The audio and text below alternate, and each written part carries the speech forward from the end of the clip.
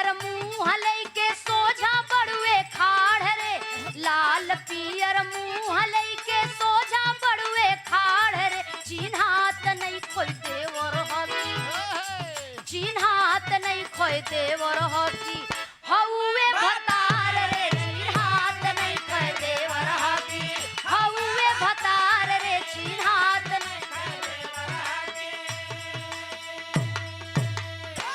हाँ, तो मैं सबसे पहले आज के इस एपिसोड में जो हमारे सामने हमारे जज साहब लोग बैठे हैं, मैं सबको एक स्वर से नमस्कार प्रणाम करती हूँ। साथ साथ में इस महुआ चैनल के माध्यम से जो टीवी पे दर्शक भाई लोग देख रहे हैं, मैं उनको नमस्कार प्रणाम करती हूँ। और मैं अपने पूरे पार्टी की ओर से, इस टीम की ओर से मैं सबको हार्दिक अभिनंदन वंदन स्वागत करती हूँ। कि नेहा नैनन से नगमा नहाने लगा, तो कंज कोटि कला काम केती समाला, तो समागम के साया में माया के उलझा, तो सुलझा न सृष्टि के सुध बुध हेराला, तो लीला से लाखों लसे लीलाधारी, अनारी बने लीला कर डमरुवाला।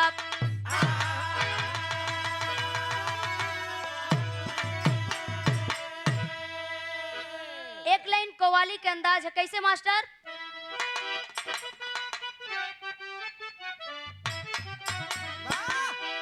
वह कव्वाली है कि अरे उल्फत में, कि उल्फत में सरजमी है ये सारे जहान का, उल्फत में सरजमी है ये सारे,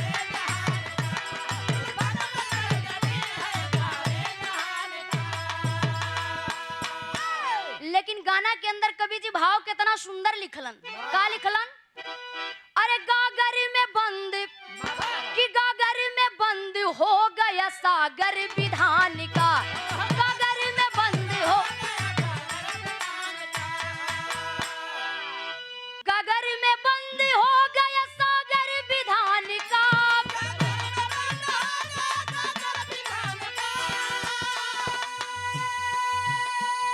उमा के सर पे छा गया या फत तूफान का, उमा के सर पे छा गया। अरे बाबू, एक दिन माँ पार्वती जी अपने स्वामी जी से बतावत थी, भोलेनाथ जी से काव कहली।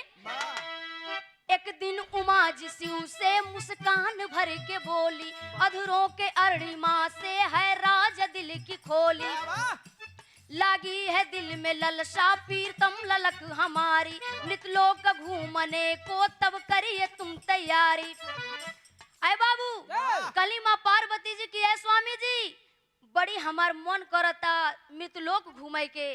कलन कि तू यही तरह हर नठ जालू कहीं भी चले खाती, कलन कि ना हम चलब। आखिरकार मनली ना, शंकर जी लिया के चल देलन। जब मृतलोक में आयल हुए तो माँ पार्वती जी कली कि स्वामी जी अब ऐसे हमहन के वेशभूषा में रहे में बहुत बेकार हुई। आखिरकार उसी जंगल के बीच में रूप को बदल लेते हैं। शंकर जी चाक बनले, माँ पार्वती जी चकई। आज जब चकई चाक के रूप धैले हुआ, वही बीच में माँ पार्वती जी कली के स्वामी जी एगो कहानी सुनावा। कलन की कॉमन कहानी सुनाई हो, सुनबू तू? तो कलन की हाँ, कलन की हाँ सुनब। लगले कहानी सुनावे, यही बीच में माँ पार्वती जी के नींद लग गई। आज जब नींद लग गई बाबू, ओ समय वही बीच में एक बुढ़ा धोती कुर्ता दाढ़ी मोछ रखले है आवत हुए, अपने पतोह के लिए आए के कपार पर गठरी रखले है। वही बीच में बुढ़वा के लघु शंका लग गई। कलेस की ए बेटी तू आगे बढ़ा, हम शंका सर शंका मिटाई के आवत है।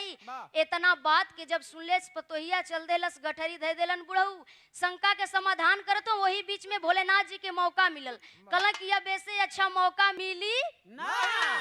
इतना बात के सोच के एकदम हम सकल बुढ़वे का रूप बनाई के गठरी कपार पर लेके चल देला पतोहिया के लिए आई के। आ जब असली बुढ़वा के खुलल हो शंका समाधान कई के जब खड़ा भल देखलस, निगाह उठाई की तो कलस की आय हो दादा, अरे हे कर देखा ई कहाँ ले आई गल बाबू, कौन हमारे पतोहिया के लिए आई के जात हुए। इतना बतिया के कहत बाबू फाल बढ़ाई के आगे आगे मैं एकदम मार आ जब आगे गईलन तब तक से भइल का बिरहा शैली से भाव मिलल। त झमेला में फसाई बतिया तयो घर अड़भंगी रसरंगी कैलन खेला। आए बाबू जब आगे बढ़लन दोनों असली बुढ़वा नकली बुढ़वा में मैं एकदम पटकी का पटका झगड़ा होत हुआ। आ जब झगड़ा होता तब तर्ज लगल कैसे मास्टर? वही गीत बढ़िया पुरान गीत हुए। पहले कोई घरे लड़का पैदा होखा तो सोहर गावल जाए तो हिजड़ा लोग ज्यादा जाए गावे बदे। सुनत हुआ ना पंचदेव भैया? ओ समय का गीत है कैसे? अरे बाटे भुवर भुवर बार रे होरी लवा के, बाटे भुवर भुवर बार रे। इधर दोनों बुढ़वन में पटकी पटका होत हुए। असली बुढ़वा नकली बुढ़वा के डांटा तकल सरे तय मानत ना हुए, एकदम बगाई गल हुए बहास गल हुए का। बताओ तुम का? अरे डांटे बुढ़ा ललकार धारा सरवा के, डांटे बुढ़ा ललकार कि पहुंच के बुढ़ाऊ करे झपटी झपटा। अरे गठरी छोरे में भाईल पटकी पटका। अरे गठरी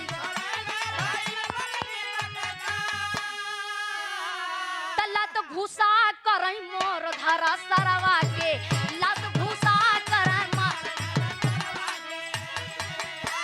मैं एकदम पटकी का पटका करत हुआ जा। दोनों असली बुढ़वा नकली बुढ़वा परेशान हुए। आखिरकार कले के है होश में हो जा गठरिया पतोहिया हमार दे दा। असली बुढ़वा के बात सुनो सुनत नकली बुढ़वा कलेस की अरे हे कर देखा हो इमानत ना हुआ बहसल चल जात हुआ न बोलने से। ऐसे ऐसे मत करा। इतना बतिया के जब नकली बुढ़वा सुनलस कलेस की है होश में हो जा। हम अपने पतोह के लिए आए क्या होती गरलिए समधिया ने हमार बुढ़िया गठरिया में देले हुआ। कल की का देले? वही बीच में राहगीर एगो जंगलवा में आई गयल। राहगीर लगल पूछे कलेस की काहे बदेता तुरहन अपने में झगड़ा कैले हुआ। आखिरकार राहगीर से नकली बुढ़वा बतौलेस कि हमार समधिनिया ओ गठरिया में ओ ओड़ी में देले हुआ 2 किलो खाजा, 1 किलो इमरती, 2 किलो बतासा। आ न विश्वास हो तो जाए के तमाम चीज देले जाए के देखला। असली बुढ़वा सोचे लगल कलेस की अरे हे कर देखा। आखिरकार जब गठरी खोलायल ओड़ी खोलायल तो निकलल उहे चीज जौन की नकली बुढ़वा बतौले रहल। आखिरकार मैं पतोहिया परेशान है एकदम रोवत हुए, आंख से झरझर लोर बरसत हुए। सोचत हुए कि आखिरकार ये दोनों बुढ़वन मिले असली बुढ़वा हमार हुए कौन। यही बीच बाबू झगड़ा करत करत करत करत गांव की ओर पहुंचलन। आज गांव की ओर पहुंचलन त असली बुढ़वा तुरंत आगे पहले घरे जात हुआ। आज जब घरे गल तब तक भइल का तर्ज लग गई।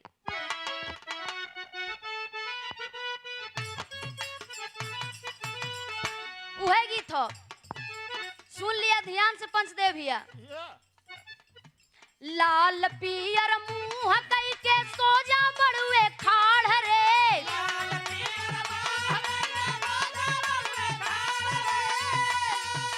लाल पियर मुंह कई के सोजा बड़ुए खाड़ रे। चिन्हात नहीं खोई देवर हाकी, और चिन्हात नहीं खोई देवर हाकी हौवे भतार रे। चिन्हात नहीं खोई देवर हाकी।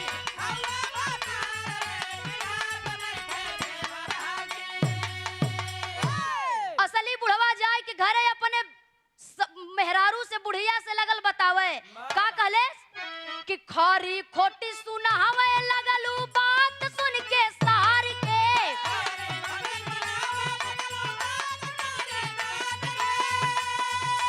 खरी खोटी सुनावे लगल बात सुन के सार के। चिन्हात नहीं खोई गहरी देलू, चिन्हात नहीं खोई गहरी देलू अपना भतार के। चिन्हात नहीं खोई गहरी देलू।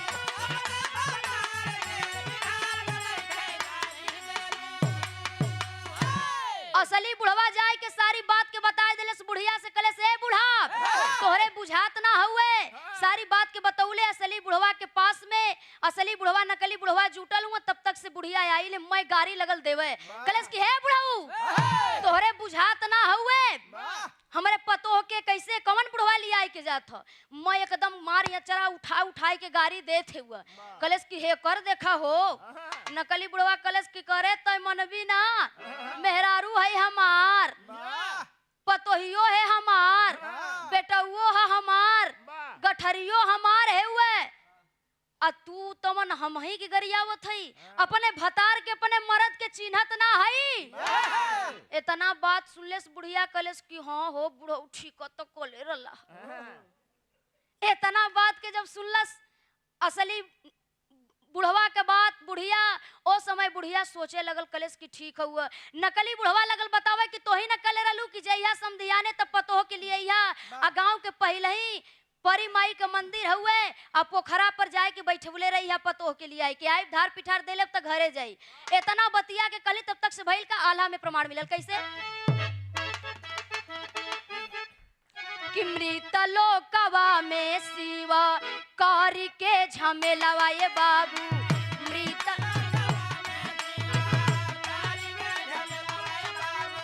खेलवा खेली के फांसी गइल बरियार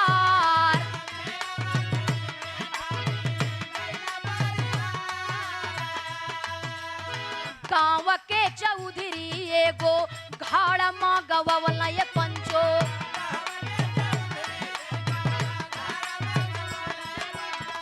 आधा घाड़ पानिया भर ववला बडार आए बाबू अपने में तकझक होता हुए तब तक से गांव का चौधरी साहब आई गिले कले के है इतना हल्ला तक तुरंत काहे के करत हुआ बात कहे हुए सारी बात के असली बुढ़वा बतावत गई मैं हक्सल पियासल ह कच दिन गोड़े पर गिर गयल अपने थूथुन मुंह के फुटहू के ना डेरा थो चौधरी साहब कले कि ऐसे ना झगड़ा फरियाई कलस असली बुढ़वा तब कैसे फरियाई कले कि जाए के कुम्हार के घरे ले एगो घड़ा लियावा और वो घड़ा में आधा घड़ा पानी भरल जाई आ जब आधा घड़ा पानी भरवाए देले कले कि दोनों बुढ़वन के डांट के कले कि जवन है बुढ़िया के असली मर्द कहाई हुए के आधा घड़ा पानी में ओल के नहाई तब आखिरकार बाबू असली बुढ़वा कलेस की आय हो दादा इहो आयली चौधरी काहे के एक कुल बनाए देले हुआ गांव वाला इहो लगत अब झमेला कह देहलस ऐसे न फरियाई आखिरकार बाबू सोचे लगले तब तक से नकली बुढ़वा मैं एकदम छतियावत छाती उतान करत मैं बाह फुलावत धोती का खूट पकड़ के टाइट हो कलेस किया रे हम नहाई घड़ीला में इतना बात के सुनले वो समय तुरंत चटसन घड़ीलवा में ओलल हूं बाबू तब तक से घड़ीलवा बंद कर देलन आ जब बंद कैले हुआ तब तक भइल का आखिरी कड़ी में कहनाम हो घड़ा में बंद पतित पावन झंक भोले जी लहरी तो ढूंढे नारद संग सावरिया उमा जी सुंदरी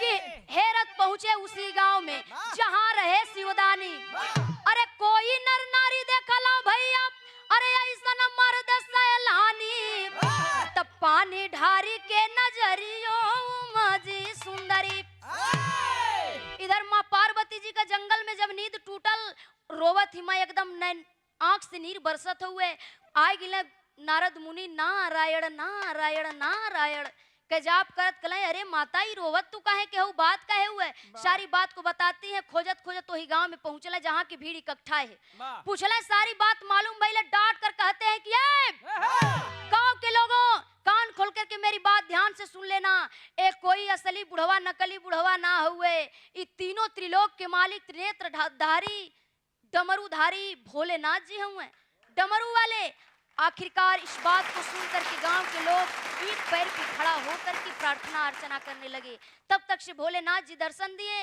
और वहां की धरती वहां के लोग धन्य रह गए आखिरकार कहना है कैसे गुरु बिहारी गुरुपत्तू जी हुए स्वर्ग के वासी अरे ज्ञानी छैबर के महिमा अरे कैले बुल्लू काशी त झमेला में फसोई बतिया त गायिका नीलम सिंह के सरगम रस रसीला झमेला में फसाई बतिया